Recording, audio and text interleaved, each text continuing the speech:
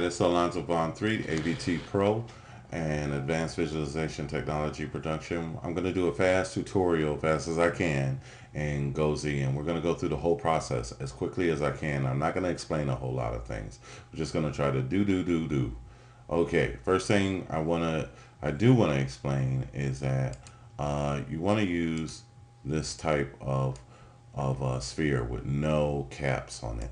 Okay, and then we want to go into the projection master, turn off color, turn on deformation, and drop now. And then we're going to go and switch the brushes to the directional brush. This will let us rotate, turn off the texture, turn on Z add, turn off RGB, up the intensity, switch to drag drop, and pick one of these alpha channels that are pretty cool and start to draw little widgets on the surface. And it doesn't matter what, just trying to get something on here. And you just want a nice indentation. I'm just going to do this a couple of times. And again, I'm going to up this a little bit more because it seems like I was getting more out of it before. And just different things to be able to tell.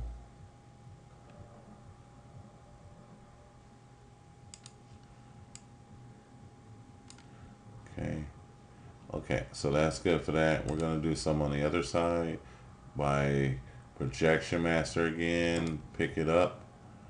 And one big problem I just did wrong is I forgot to subdivide this. And you really, for this to work, especially with a projection master, you have to go into geometry and divide it even more. So I go 6 times, I hit click divide 3 times.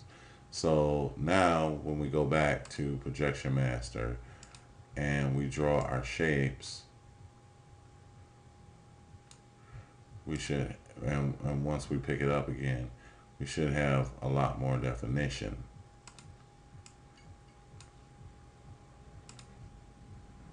So you have to have the geometry, a certain amount of geometry, to retain the shape of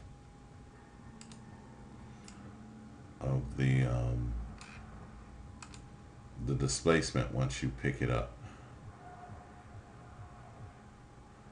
Looking for stars, yeah. And spot things, and so just different stuff to break up the surface, and just something that we can use to test. So I'm going back to projection master, and I just clicked on that, and now we have these really intense type of and you notice they hold the shape there. So let's do it again. Just going to make that a little smaller with my keyboard shortcuts. Go back to projection master and pick some more shapes. You can draw on this if you want. The object is just to have some identifiable shapes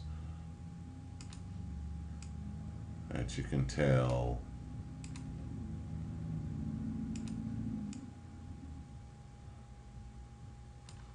what's going on. Okay, and pick it up again. Rotate it, and let's do this one last time. Projection master. Drop the object. You cannot move it. It won't do anything. And we'll just add some more patterns on it. Want to keep going to the alpha. Just pick as many different things as you like. We don't want to spend too much time with this.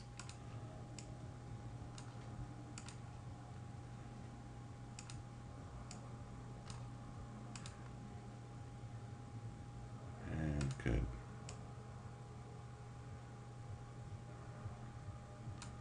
Okay, now we're going to pick it up again.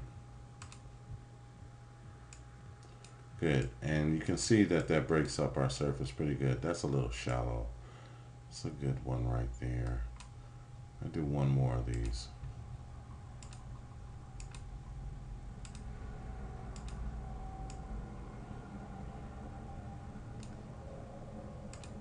Okay, now, pretty good.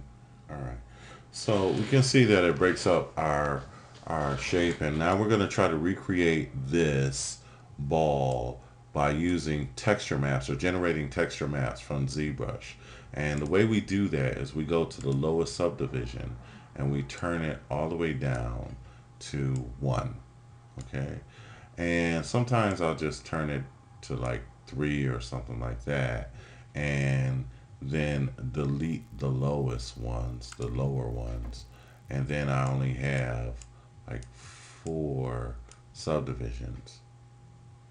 Okay, and so now I know when I use Encage that I'll have 4 subdivisions. Okay, now you have to have obviously you have to have uh, Zbrush and Encage and Electric Image and the latest versions of that. Okay, so now once we have this, now we have to add our UVs. And I highly recommend that you do your own UVs and that you use UV groups. So when you bring in your UVs, when you get to this part, you click UV groups. Okay, so since this doesn't have any UVs, we're going to use ZBrush to generate our own UVs. And we go to UV map and we'll use GUVs, which it gives us a broader surface of the image area. If you won't be able to visually tell what it is, but you can tell more so than adaptive UVs. Okay, so that's my highest recommendation that you use this, because this generally causes splits. Sometimes it does, sometimes it doesn't. It doesn't with some of the other more organic natural forms, but this is such a plain shape, it causes problems. Okay, again, still at the lowest subdivision, now we can generate, or you can hit Shift D to go up and down the subdivisions. You have to be at the lowest. And now we're going to create the UVs, the displacement maps. And the way we're going to do that, you have to, this is just like the regular GoZ tutorial. I highly recommend that you view that. And all you need to do is make sure that this is on. You notice the mid value here. There's other options you can use there, but we're not going to deal with that. Just click create displacement map, and that creates the displacement map. Okay, and the displacement map is on, displacement map is off there. Also, you might want to click mode before you export it, and just take a look at these values here. What I've noticed is that if you up the values, you will get a stronger displacement. Okay, so you can do that, and that's just something that will give you more contrast. Okay, so I'm going to take this back down to 0.3. I can also punch that in. Let's say, I think it was at 0.9. So I'm going to make it, I forgot what it really was. So I'm just going to Command Z till it looks right. Okay, that looks right. Oh no.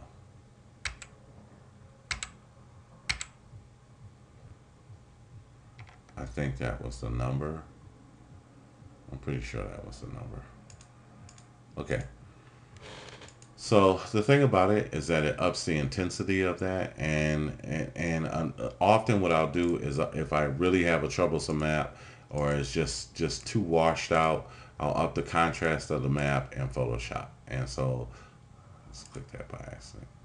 Okay, so that's what I'll often do. So onward, we go to the normal map now. You want to have tangent on and smooth UV, and click that. Then it'll generate your UVs. You can see it going across the top. And again, it's hard to tell again with the just the GUVs, because it's a machine code of way of breaking up the UVs and the maps, and it's not good in a production environment. But what have you, so whatever you know, it might work, may not, depending on your environment or what you're trying to do. If you're rendering in ZBrush, then it's fine. I doubt if you even have to generate them. Now, again, you must have a version 3.2. So far, it's only out on the Mac OS. You want to hit, you want to save your model, and then, so this will take it to different programs. And if you have one of the edits, I'm not going to click on it because I don't know how to use the escape button out of it. What I need to do is save my model first. And so now I'm going to go to the desktop here and just click in this empty folder, and I can save my Z tool first. That's actually what they call this, as a Z tool. But what I really want to go to is export. And I want to export this polymesh. And so generally you export the model as an OBJ. Okay. Now, to get the maps out, they've changed it. It used to be very different. You can save this now as a GoZ, and it'll save the different maps. Now, we don't have, it already has saved a bump type, but we don't really have a bump per se. So I save that as a GoZ, and what it'll do is export the other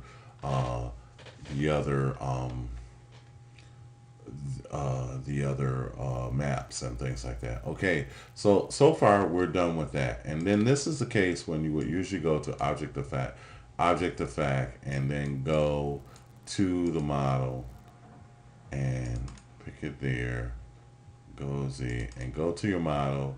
And these are the settings. I don't, I have to usually experiment with the settings. Sometimes I get them, sometimes I don't get them right. You might want to experiment it and post it. Lolo did a tutorial a very long time ago that had the settings here. They were good. Right now, let's just save this and see what we get. So, as a fact file. And so it's going through this geometry. That is a bit of a good amount of a geometry. Now, I want to tell you something. If you don't get the normals right, if you don't get the settings right, if you have any kind of bug with object effect, it will greatly influence your render. So if the normals are facing the wrong way, it will not work.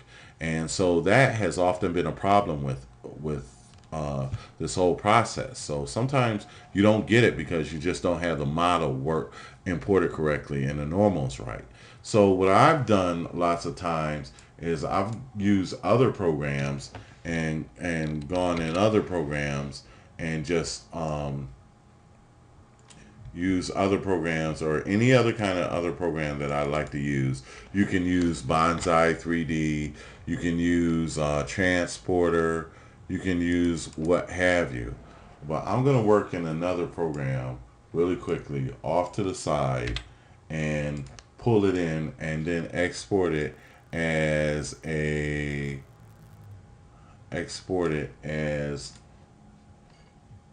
FBX. Now there's no FBX in ZBrush, but Electric Image takes FBX and it works really well with it. So I'm just going to do this just in case. Okay, because I don't want to have to come back to it. If you don't like it, don't take it. Do the Alabama shake it. My mom used to say that. God rest her soul. Matter of fact, she passed last year on the 23rd. Okay, so that should be it. Okay. All right, so we're pretty much done with everything else. And what I'm going to do right now is go into Electric Image and see which one of these models worked out the best for me. I also have Transporter, which is directly with Electric Image. It's not object effect. You don't have to buy anything extra. So it comes with Electric Image, and so you could try that as well. So I'm just going to import it and see how it works. Sometimes people don't like Transporter, but sometimes it totally saves my life. You know, sometimes Transporter opens something that nothing else can open. So I don't knock it. Okay. Put that and all right. So now we're gonna go to electric image, and I thought I had it open, but I have a beta version of it somewhere here.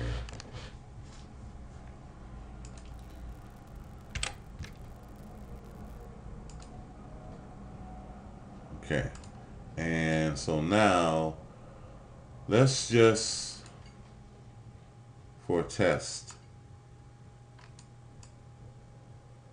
I've done this project before. I've done several this project a number of times. Okay, that is my object of fact. No, wrong folder. That's my object of fact. So let's use this one first. Okay, that looks pretty good. Okay, so I did all that for nothing. All right, well, that looks great. So if it doesn't look like this, then it's not working and you have a problem. So remember the settings. You notice I changed it on the last minute, and that's it. So far you need object of fact, and you're gonna need Encage. Okay, and so again, like I said, this is a beta version. So the first thing we want to do is start loading in our maps. And really, you know what? Something looks a little weird on this. No, maybe not. I don't know. But actually, it does look a little weird. Okay, it is, as you can see, it's not displaying correctly. The normals are reversed because I'm really actually looking in the inside of it. But let's render it once and see what we get. Now you got to remember that this is just a process. Okay, it renders fine, so that should be okay. Double click on it. Now let's just start loading in the maps. Now you can use a displacement map or the normal map that says NM Nancy Marvin or David Martin, a displacement map. So I'm going to load in the displacement map first because it's usually the hardest. Now one thing you want to remember to do, which I didn't, is you want to enable your UVs. And so you need your UVs on it. And then what happens is that it should load in on the texture correctly. And what I see is that it did not. That's not really how I'm used to seeing it. So I'll just hit front and that should pretty much do it. Now whether that messed anything up or not, I don't know. But it's okay. It looks like it's fitting. It's in a square UV shape and it looks pretty much like it's fitting okay.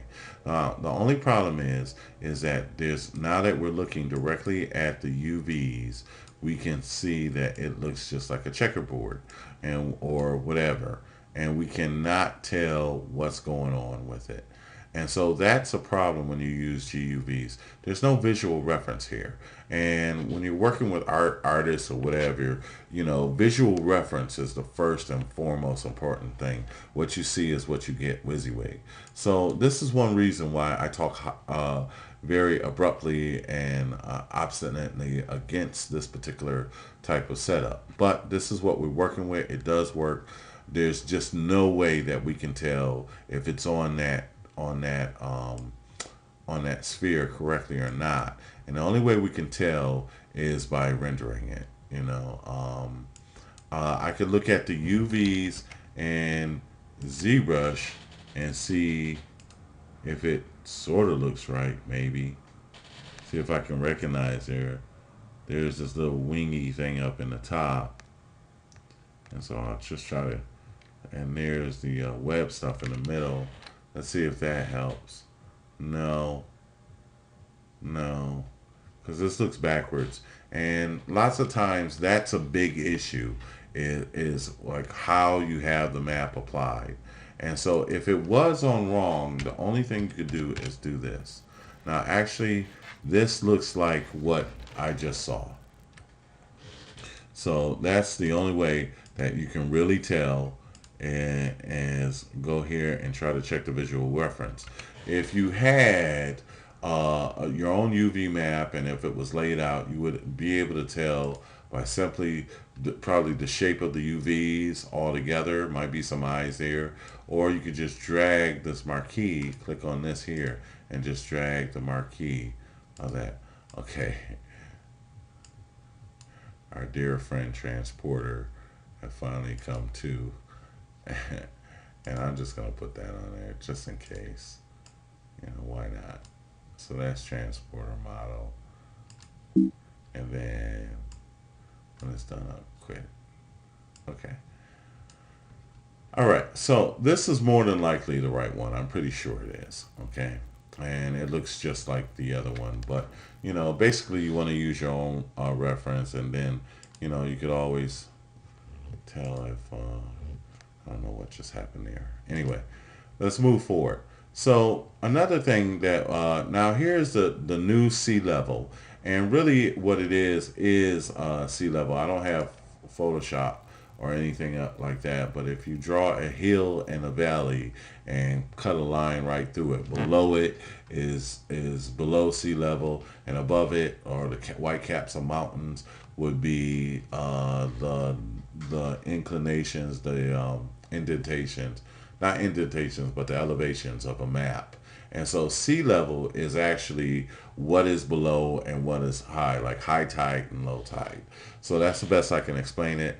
But really it says, and really it says, it's really the same as this here. It's the mid value on the displacement. So it's actually this right here. And so we could try that, but I really don't think any of that is relevant. What is relevant is that these are all connected in some kind of way, and you fidget with them, and it's best to work with two, and once you get to two or right, then the rest is like time, money, and time, quality, and money. It's like you either have two. So go ahead and start editing with these, and eventually what you will get is the right thing here. Basically everything else is the same. So unless you have a value in the bump, so if I put a 0.1 in the bump, then you have to have a value there in order to get anything out of displacement. I'll put a 1 there, and here I know it said 0.5, but I'm just going to put a 1 here, a 0.1. Just make them all start out the same, and they're all activated, and we'll see what we get. The next thing we have to do is we have to have Encage.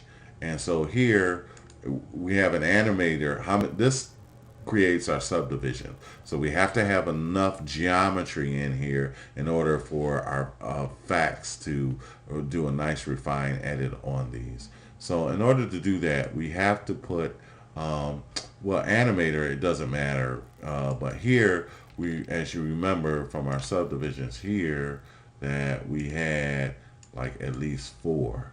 So we could try that and see what we get, see if we get anything that looks like this. And I think there's something I did wrong with this when I changed the numbers in the displacement, but it doesn't matter as long as we get it working.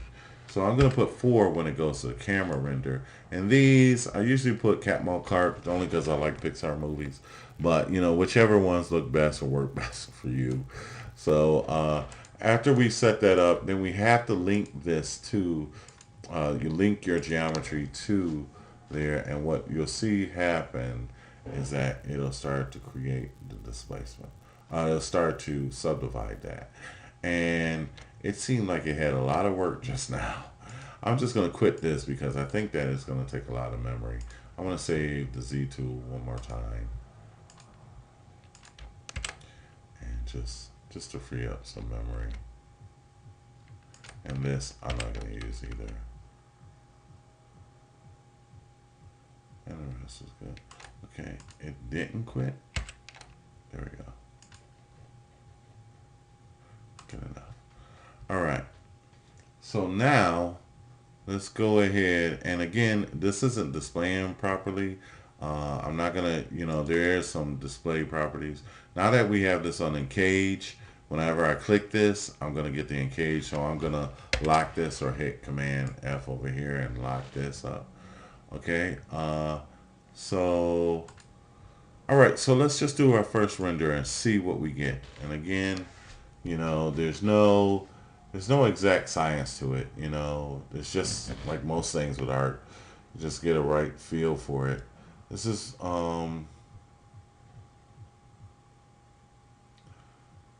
seems to be generating a lot of facets. And this is time consuming, but this is like part of rendering. But once you get it, that's it.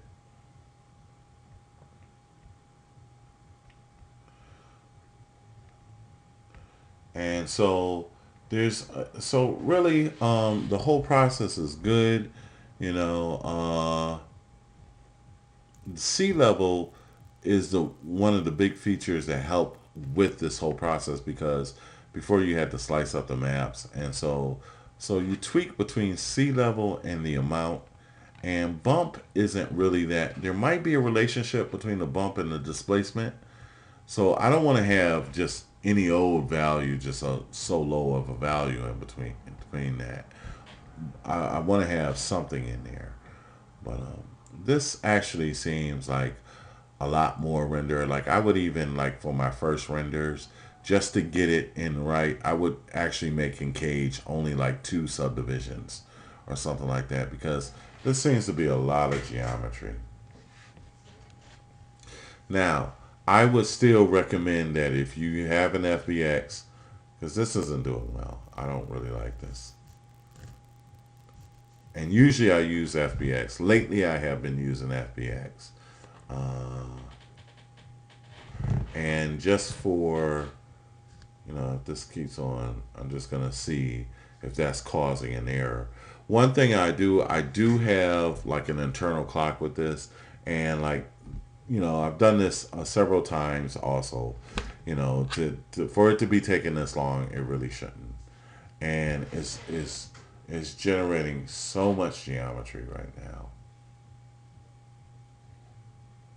that I don't like it. And so one thing that's going to be a good example too is to show you how to use FBX, because FBX is a little different too. So there's a few concerns with that. So unfortunately, I've been having a little trouble with object effect, and some of the renders that I have been doing, I haven't been using object effect. I use another program to export an FBX.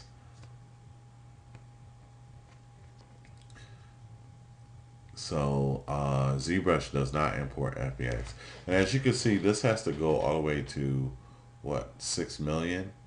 And we're only at 2 million. And so that wouldn't be very good. And hopefully I can stop this escape. Well, we're halfway there, right? So what I'll do is I'll cut the tape. I'll let this go, but I'll cut the tape and see what I get. And and I'll try to lower it again. So I'll be right back.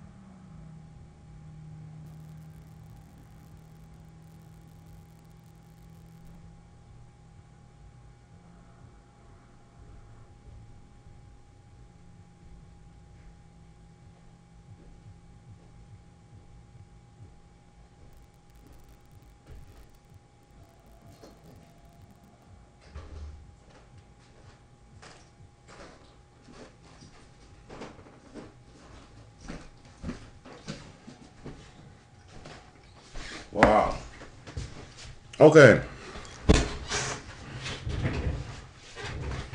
So this is a bad thing, very bad thing. First thing, we're out of memory. And hopefully, I only put 4 subdivisions in there. So we're out of memory. I'm going to lower it to 2 and try it again. See, I never have this. So that just tells me something's wrong. I never have it create polygons. It's not that much geometry.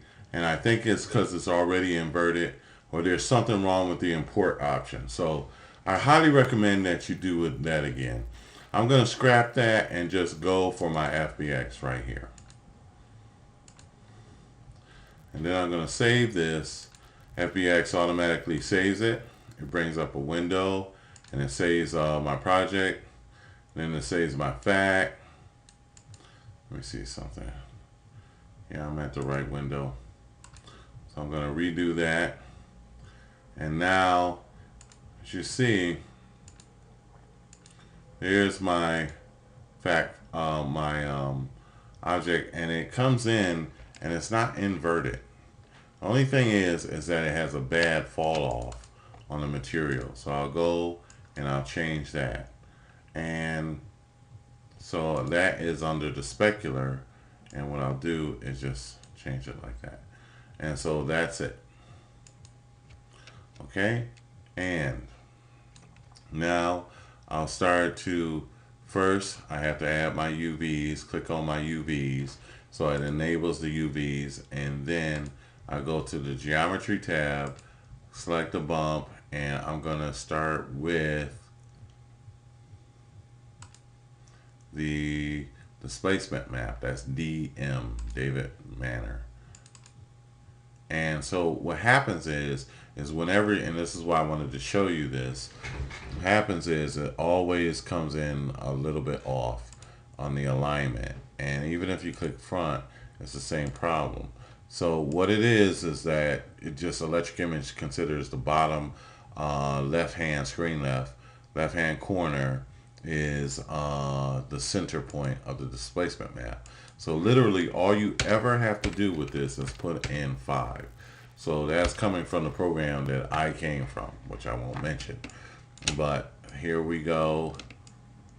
And so also we're going to put in that 180 so that it can look like, and from my tutorial from Lolo had put in a -180, but it doesn't do anything. But you know, I like positive numbers, but you know, I have Lolo to thank for any of what I know about ZBrush. Okay, so there you have it, and that will look just like it. Now we're going to go and do the same thing over and over again, and I'm just going to start with a 1 1 1. You have to have something in the bump, but now they have it activated so that something is in the bump. So again, time, money, and quality. You don't get all 3, so we're gonna have to adjust at least 2 of these to get this to look right. Okay, so that's good. The most I ever do is up the sampling. The rest is just tweaking these numbers here, and all you do, you will eventually get it. If something terrible happens and you find out that it's not really, there's something wrong, the most you'll ever have to do is invert the map, you know, if the normals are wrong. Okay, so now we'll do the same thing again. We'll get our Encage, and let's see if it acts any differently. So this time I have 3 subdivisions, but I'm just go ahead and put 4 again, and I'm going to use Cat Mode Clark, or however it's pronounced. Call it Pixar. Link it to it. Okay, it's divided again, and that's more than I ever got. Okay, so I really think that I think that it's just too high. So I'm just going to go and make it lower. I'm going to use 1 in Animator and 2 in the camera. Okay, and we're going to test render. Okay, I didn't get that window. the calculation window, and I normally don't get it. So I'm not sure why I got it now. Maybe I just exported too much geometry. But really, you can have this geometry super low. And that looks like an inverted map. So it's literally fighting and pushing in holes. Okay? And it looks terrible. So I know that my map is inverted.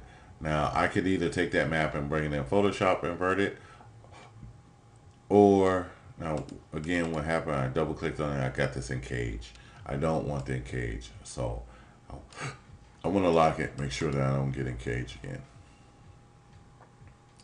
Okay, if I reverse normals, would that help? You know, let's try that. Let's just try that now and see what happens here. The render is very fast. You see I have very few polygons and it's holding up. I must have just imported more geometry. I think maybe the other times I maybe only subdivided it 4 or 5 times. Okay, now I can see here that it's not right. So that's just from inverting the map here. So that's not going to help. Okay, so what will help is if I go here and invert the map here. Remember we had the punch hole thing? If I invert it there, is what's going to, now you can see it's making indentations, but let's just go ahead and do it anyhow.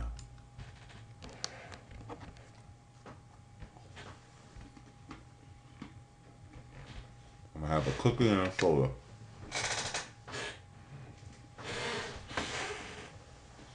Okay. Now, I think at least it's going the right direction, but it looks bad. So I think the UVs, the sea level is going in too much. And so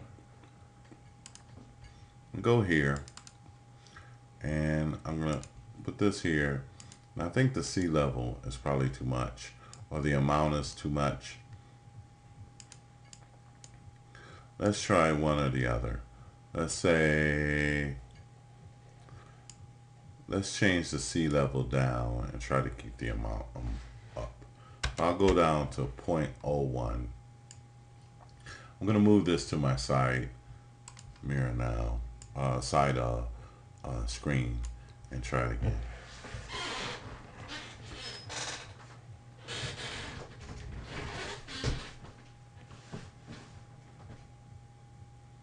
Still get my soda, but it's in the other room. Okay. I can't say that's much better. So this time, I'm going to go down on the amount.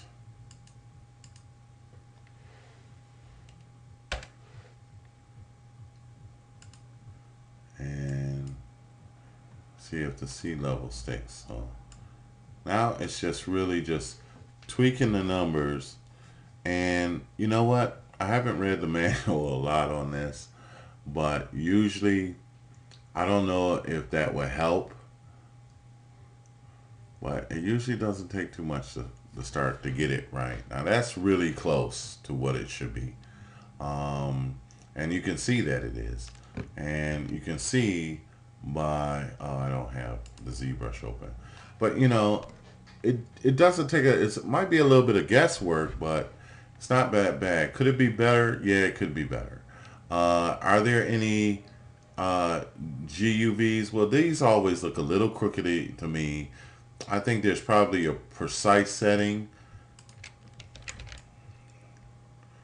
See, these always seem crooked to me. And I don't know what that is, but I think we just turned the amount. Actually, there's so much lift on this already that, and usually I don't have, if I was to do this again, I would not have that much lift on it because it's not really doing a heck of a lot. I mean, this is really protruding, and it would be better to have an even lower res object. So, you know, maybe I got rid of too many. I think I got rid of too many of the subdivisions. So, but let me just lower the amount just a little bit more. So instead, this time I'll go 0.005 and 007. That's a nice number, right? And let's see what we get there.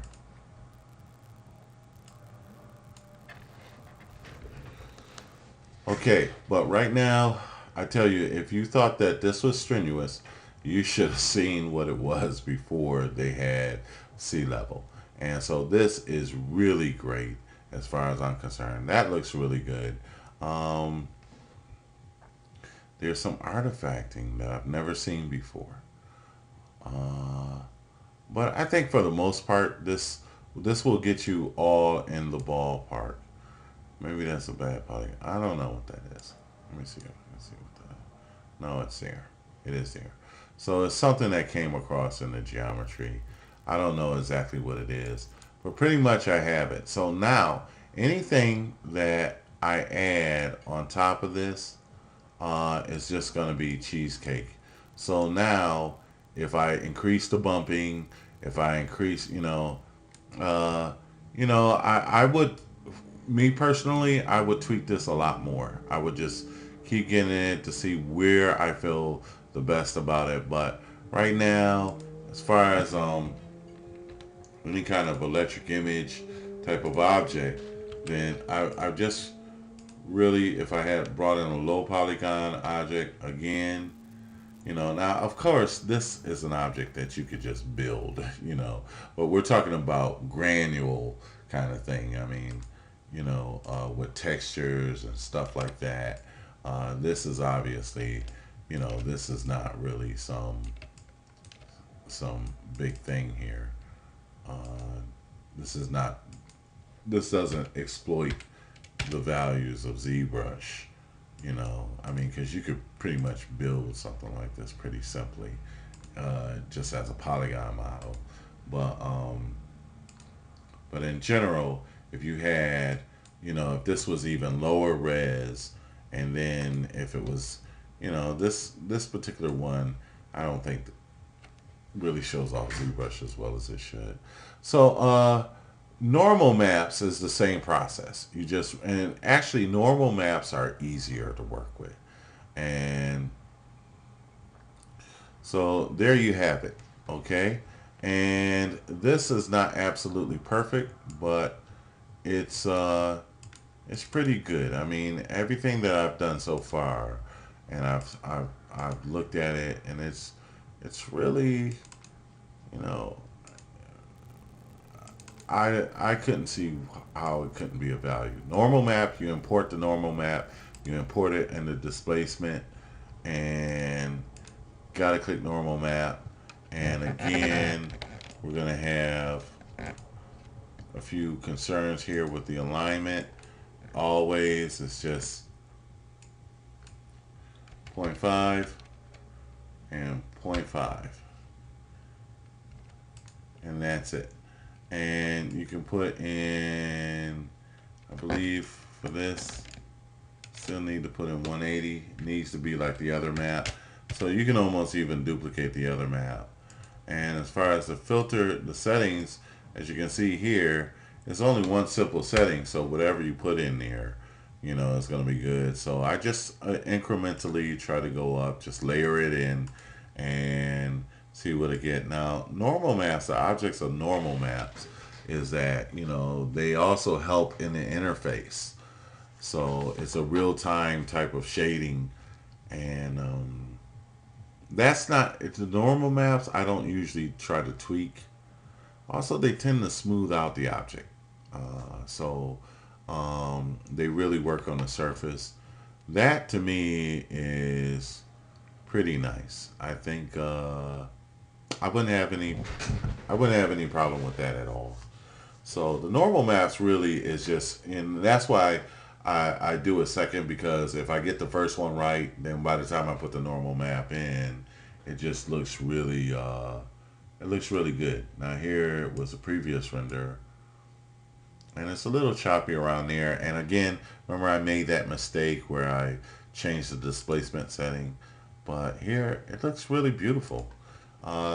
It's beautiful. So, yay! Thank you, Electric Image. Thank you, the development team for Electric Image. Thank you, Thomas. Thank you, everybody. Thank you, Lolo. Thank you, everybody who helped. Thank you, God. And finally, thank God we got this working. So I'm very happy. So this has been Alonzo Von Threet, AVT Production, Advanced Visualization Technology Productions. Bye, y'all.